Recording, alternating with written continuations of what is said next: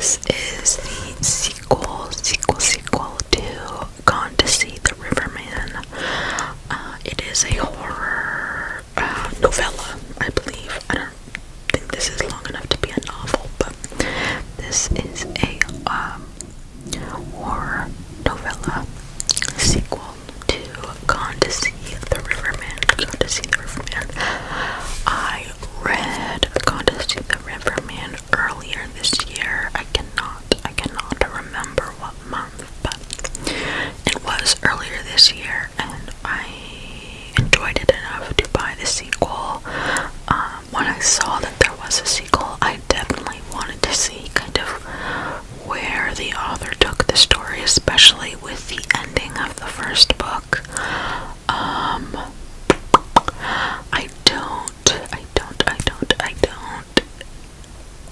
I don't know if I can like completely read the synopsis of this book without like completely spoiling the end of Gone to See the Riverman. I will say there is one character from the first book that appears in this one, and there is kind of a new group of people that are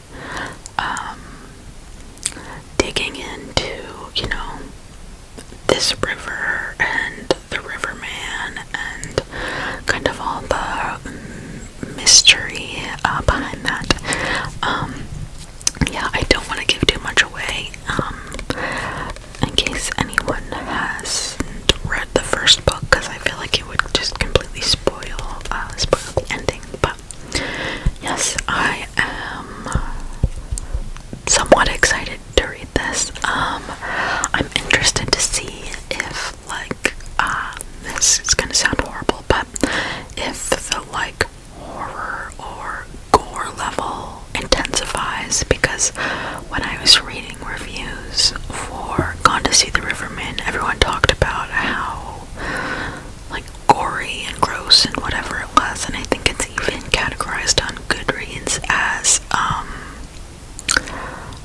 what is it, splatterpunk,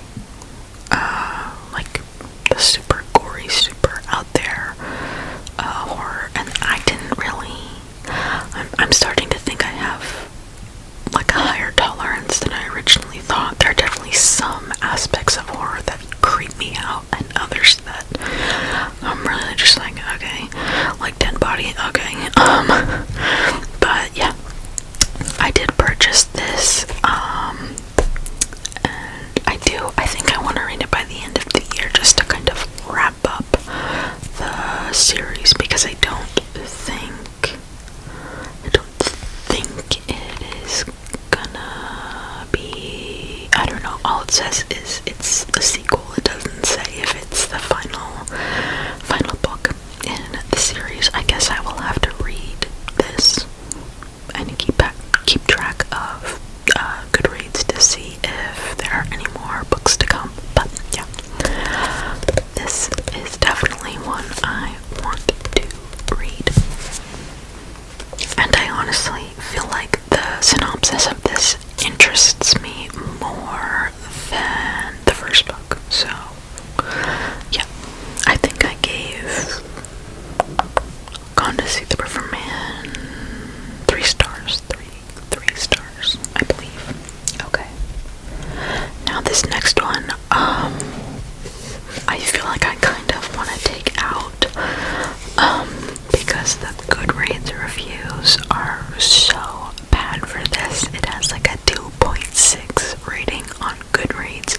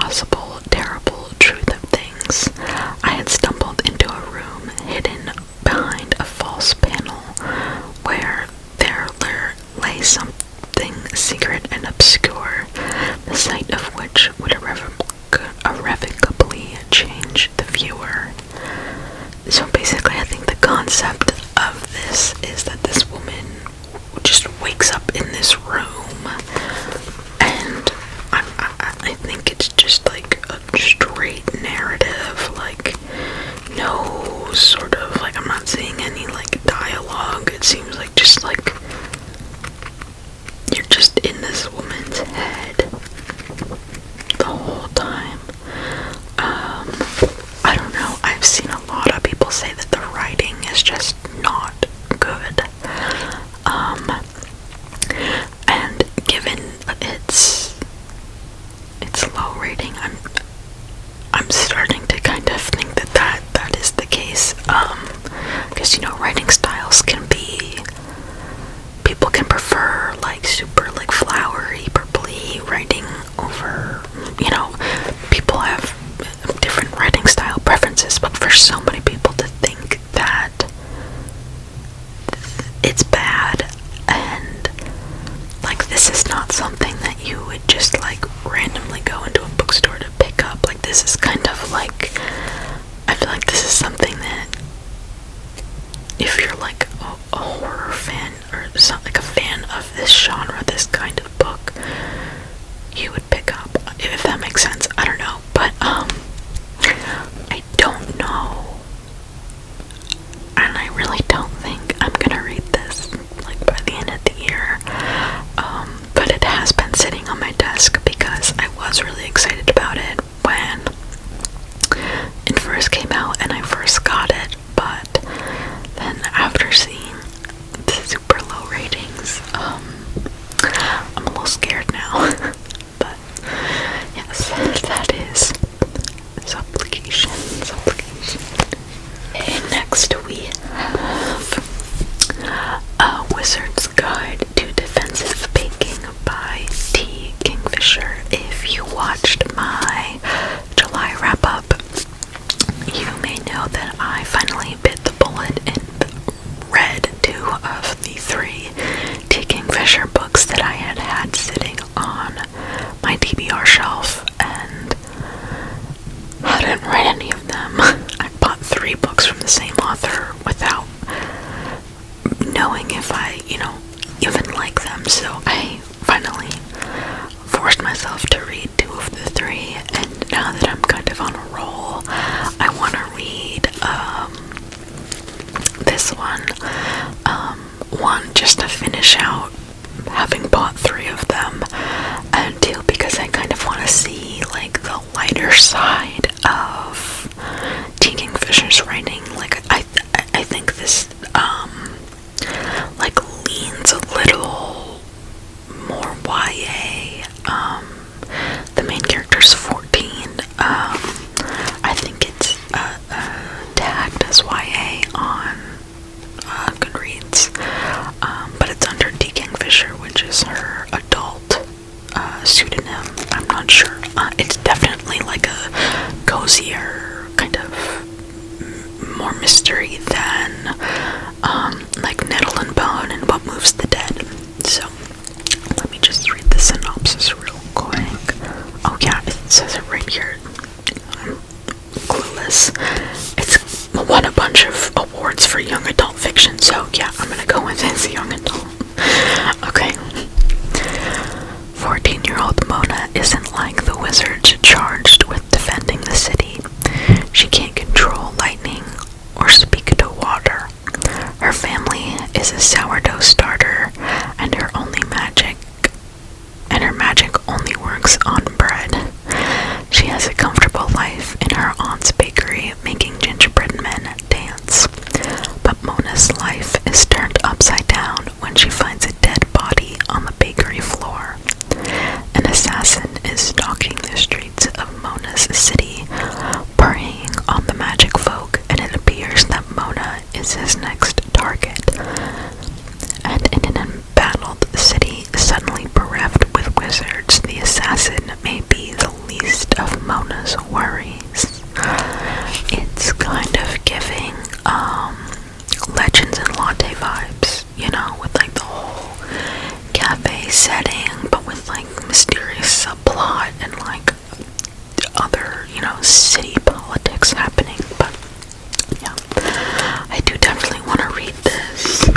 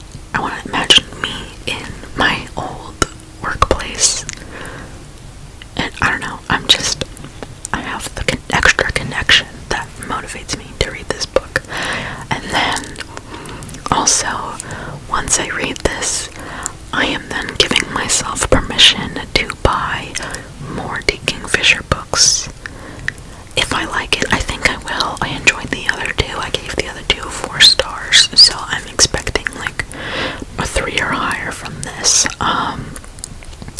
because I do want to read, I do want to buy her 2024 release,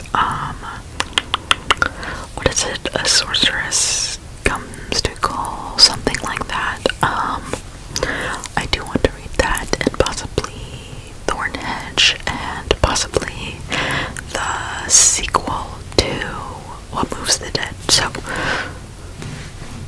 want to finish out the original 3 books that I bought from T. Kingfisher, so I can then move on to buy more of her books and maybe see if she becomes like a fave or auto-buy author in the future. So yeah, definitely want to get to this one. Okay. Next we have Cuckoo by Gretchen Filker Martin. I always want to say Flecker for some reason, but it's Filker Martin. She is also the author of Manhunt. I had really considered reading Manhunt, and I still might. The concept interests me, but at the time I just had other things that I was more interested in. But if I like this one, I think I'll definitely go back and read Manhunt. But yeah, let's see. Okay, so Cuckoo is a vicious new novel about a group of teens who must stay true to themselves while in a conversion camp from hell. This is, forgot to mention, a horror novel. Okay, so synopsis reads: something evil is buried deep in the desert. It wants your body, it wears your skin. In the summer of 1995, 7 queer kids abandoned by their parents at a remote conversion camp come face to face with it. They survived, but at Camp Resolution, everybody leaves a different person. 16 years later, only the scarred and broken survivors of that terrible summer can put an end to the horror before it's too late. The fate of the world depends on it. I was really interested. What kind of made me pick this up was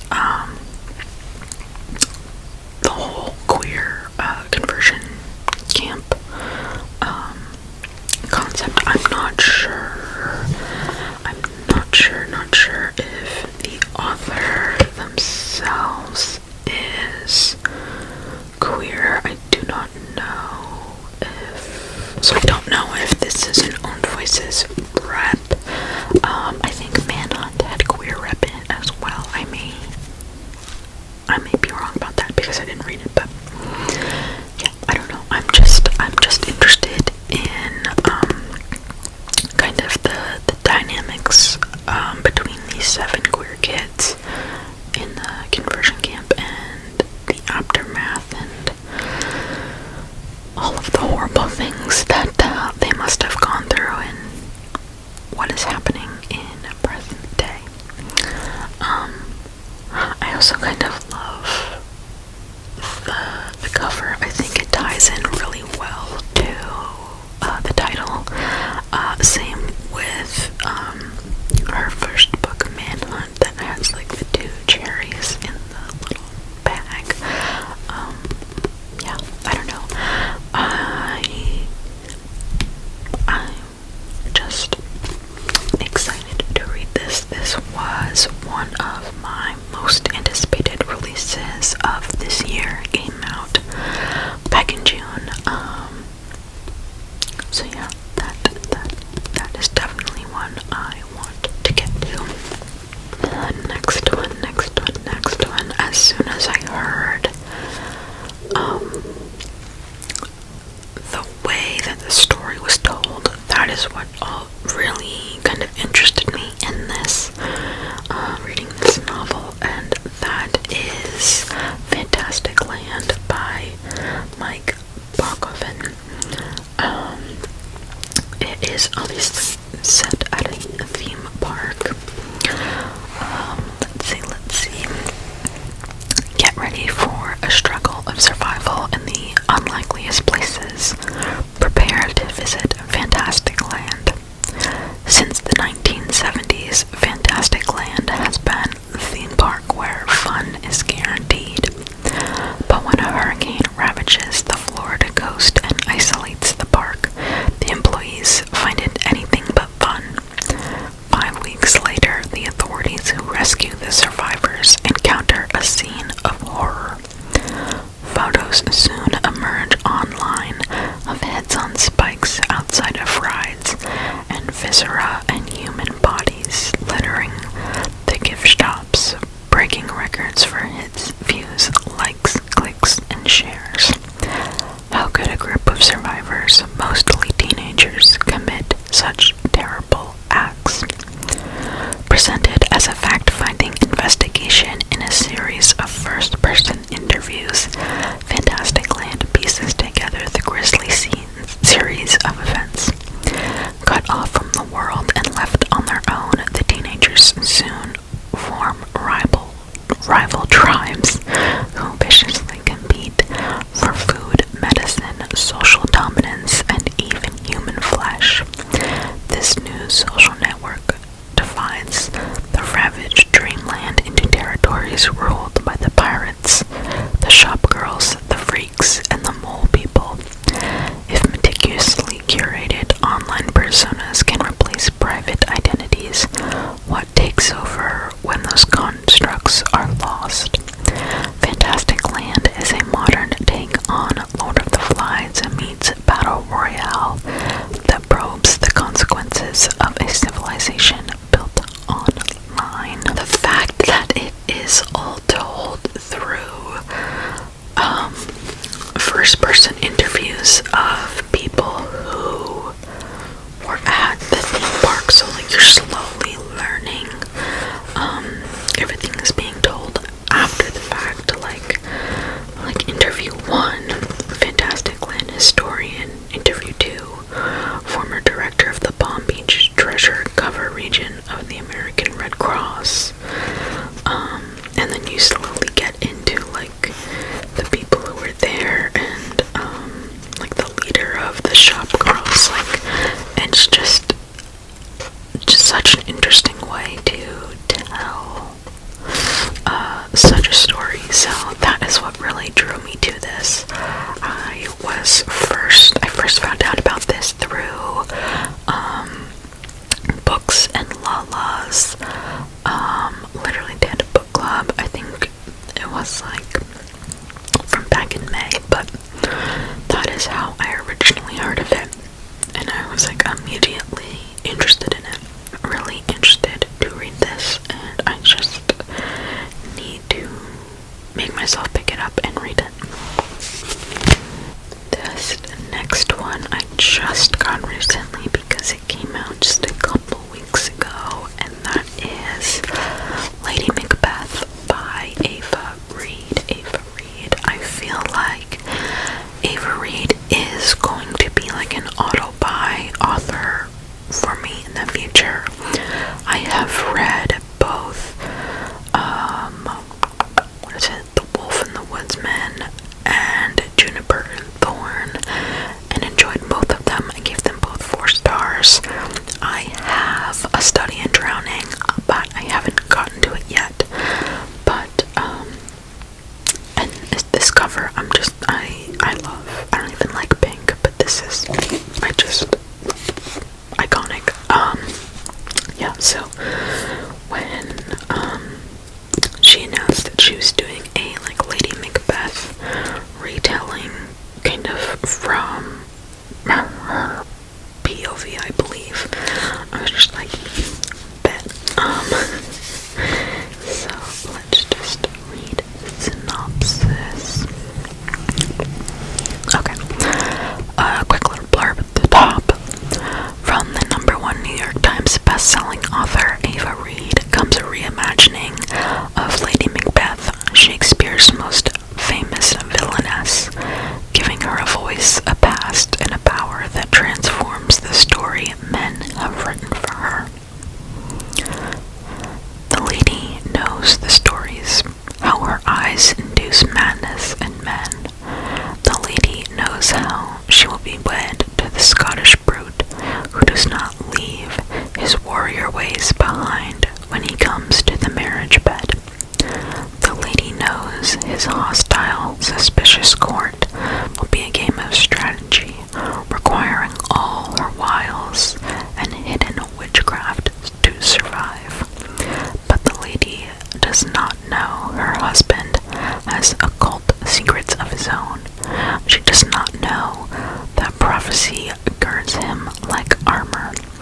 she does not know that her magic is greater and more dangerous, and that it will threaten the order of the world.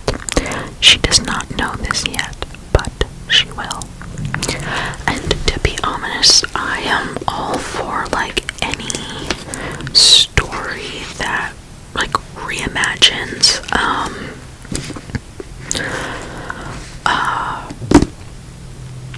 or tells the story from the POV of like villainous female characters, like Medusa or Medea or there's a plane flying overhead. I just love kind of the concept of retelling these old stories written by these old white men from the female perspective, especially when the female is seen perhaps unfairly treated as like the villain, like kind of delving deeper into like the whys in the house of everything. I don't know, but yeah, I'm all for a women's reimagining of a classic story, and definitely want to pick up more of them. So yeah, this is Lady Macbeth by Ava Reed. Okay, next we have The Truth of the Aleki by Moses Ose Utomi. This is I don't know if it's a sequel, really, but like it's a spin-off or in the same world of, it's following the events of The Lies of the Ajungo. I think, let me just read the synopsis so I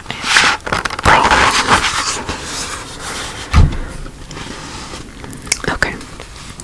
Yeah. 500 years after the events of The Lies of the Ajungo, the City of Truth stands as the last remaining free city of the Forever Desert. A bastion of freedom and peace, the city has successfully weathered near constant attacks from the cult of Tutu, who have besieged it for 3 centuries, attempting to destroy its warriors and subjugate its people. 16-year-old Osi is a junior peacekeeper in the city when a mysterious leader of the cult, known only as the Aleki, commits a massacre in the capital and steals the sacred god's eyes. Osi steps forward to valiantly defend his home. For his bravery, he is tasked with a tremendous responsibility: destroy the cult of Tutu, bring back the god's eye, and discover the truth of the Aleki. I feel like I want to go back and read The Lies of the Ajungo and then read this right after it, because when I started reading this I was slightly confused, because I thought, The Lies of the Ajungo ended one way, but then when I started reading this I was like, but I didn't think he was the bad guy. So yeah, I kind of just want to re-familiarize myself with this world and its magic system, and they're novellas, so you don't spend a whole lot of time in that world. This came out back in April, May, I want to say May. And the third and final book was just recently announced, and I believe that's coming out next year, so I would love to get this read before that comes out next year.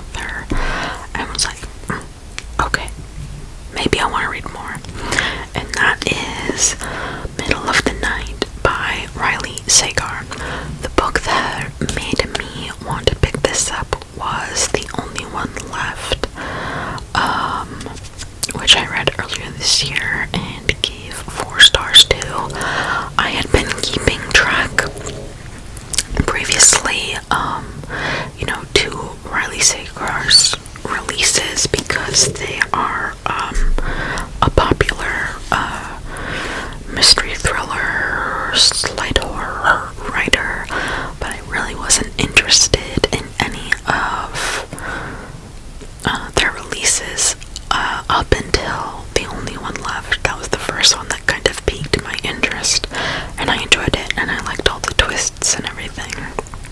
And when this was announced and I read the synopsis of it, I was like, okay, this is also kind of my jam, and I want to see more of the twists, and because I think that that's something that this author is known for. So yeah, let's just read the synopsis real quick. I actually pre-ordered this, and that says something about me because I do not pre-order books unless I really want to read them. So, okay. Okay. The worst thing to ever happen on Hemlock Circle occurred in Ethan Marsh's backyard. One July night, 10-year-old Ethan and his best friend and neighbor Billy fell asleep in a tent on a manicured lawn in a quiet, quaint New Jersey cul-de-sac. In the morning, Ethan woke up alone. During the night, someone had sliced the tent open with a knife and taken Billy. He was never seen again. 30 years later, Ethan has reluctantly returned to his childhood home. Plagued by bad dreams and insomnia, he begins to notice strange things happening in the middle of the night. Someone seems to be roaming the cul-de-sac at odd hours, and signs of Billy's presence keep appearing in Ethan's backyard. Is someone playing a cruel prank, or has Billy, long thought to be dead, somehow returned to Hemlock Circle? The mysterious occurrences prompt Ethan to investigate what really happened that night, a quest that reunites him with former friends and neighbors and leads him into the woods that surrounded Hemlock Circle, woods where Billy claimed ghost roams, and where a mysterious institute does clandestine research on a crumbling estate. The closer Ethan gets to the truth, the more he realizes that no place, be it a quiet forest or suburban street, is completely safe, and then the past has a way of haunting the present. Oh my god, that was a long synopsis. But yeah, I've read domestic, thriller, missing child kind of books, and somewhat enjoyed them before, but I'm just really interested to see, since I had a really enjoyable reading experience with the Only One Left, and the plot of this definitely intrigued me, and I am interested to see kind of what plot twists the author can pull off. That is why I decided that I wanted to give this one a go. Yeah, and I also love the bright green. I loved the cover of the last one left. The contrast between the bright orange background with the bright bluish purple text was just, and I kind of like that they continued with the bright text. I don't know, I dig it, because his first 3 or 4 novels kind of had the same kind of, it was very monotone with handwritten writing. They were all very similar looking, which I do like when authors kind of have that, but I like the direction that they're now going in, for sure. But yeah. Okay, and the final book I have to talk about is House of Hunger by Alexis Henderson. I have had this since 2022. I've had it since it first came out. disappointed in myself for, 2022, for not having read it sooner, because it's like such up my alley. I think the reason that I didn't read it was because I had just kind of finished A Dowry of Blood, so I didn't want to read like two vampire books kind of back to back, and then I don't know, I just got interested in other things. I don't know, I'm not sure. Anyways, yeah, so House of Hunger, also a stunning cover. I love that. Okay, let's read the synopsis really quickly. Okay. A young woman is drawn into the upper echelons of a society where blood is power in this dark and enthralling gothic novel from the author of The Year of the Witching. Marion Shaw has been raised in the slums where want and deprivation are all she knows. Despite longing to leave the city and its miseries, she has no real hope of escape until the day she spots a peculiar listing in the newspaper seeking a blood maid.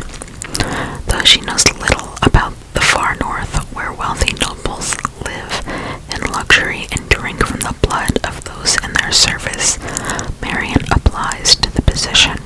In a matter of days, she finds herself the newest blood maid at the notorious House of Hunger. There, Marion is swept into a world of debauchery, and at the center of it all is Countess Elizabeth. The Countess, who presides over this hedonistic court, is loved and feared in equal measure. She takes a special interest in Marion. Elizabeth is magnetic, and Marion is eager to please her new mistress. But when she discovers that the ancient walls of the House of Hunger hide even older secrets, Marion is thrust into a vicious game of cat and mouse. She'll need to learn the rules of her new home and fast, or its halls will soon become her grave. So, there are a couple of reasons I